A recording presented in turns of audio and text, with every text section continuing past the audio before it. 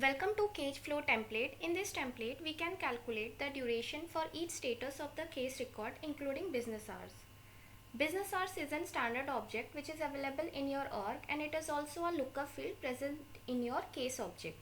You can see the business hours object by clicking on setup.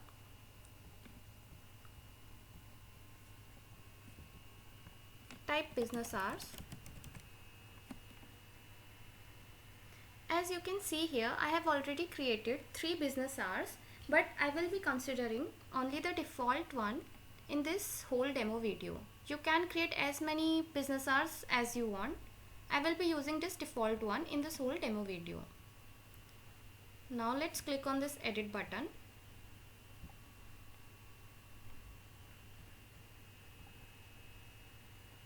Make sure you check this active checkbox, otherwise this business hours will not be activated.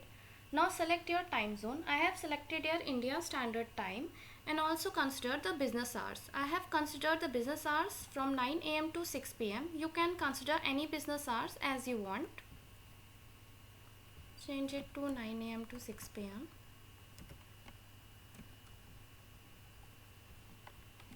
Yeah, and now save this business hour record. Okay, so now click on this case object to create a new case record. Fill all the necessary fields. I have selected here default business hours, as I have mentioned earlier that I will be using this default business hour in this whole demo video. You can also select any contact name. Now save this contact record. On saving this contact record, you can see here a status duration record has been created. A status duration is a child to the case object, which contains several fields like status start time, status end time, status pick list, which contains the status value of the case record, and also the status duration time. Status duration time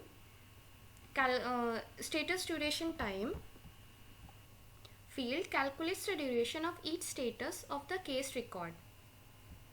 Now you can see here that the start time is 5 hours and 18 minutes, which is inside the business hours. Now to get the status duration time, we need this status end time, and to get this we have to change the status pick list value of the case object. So now click on this case record and change the value of this status field to get the value of the status duration time field. Save this record.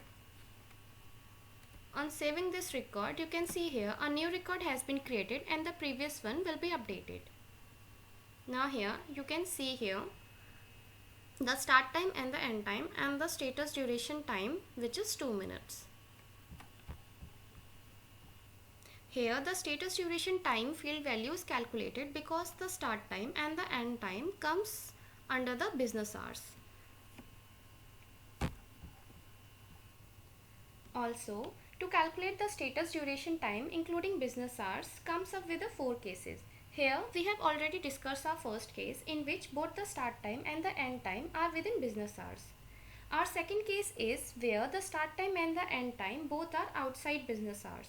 The third case is where the start time is within business hours but the end time is outside business hours.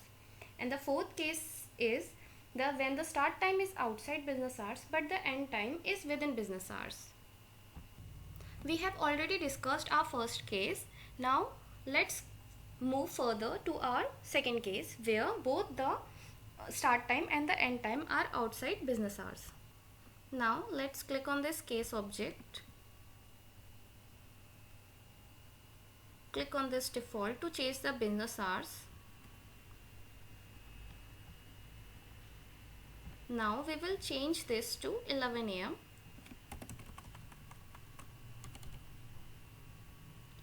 I have changed this Friday business hours because today is Friday. That's why I have changed the business hours of Friday, and as I have considered here the business hours from 9 am to 11 am, which means that the today Friday working business hours are already over. Save this record. Now get back to our case object.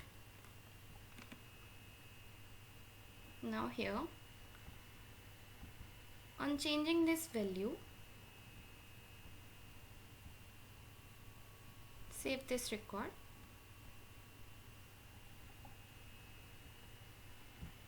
You can see here a new record has been created and the previous one must have been updated. Here you can see that the status duration time is 0. Now the question arises, why the status duration time has become 0. It is because the status start time and the end time both are outside the business hours. So that's the working of the cash flow template, which means that when the status start time and the end time are outside business hours, then they will not be calculated. Similarly, we can see the other cases also where the start time was within business hours and the end time was outside business hours. Now we have to see what will happen when we will change the value of this case record to closed. On changing this value to closed,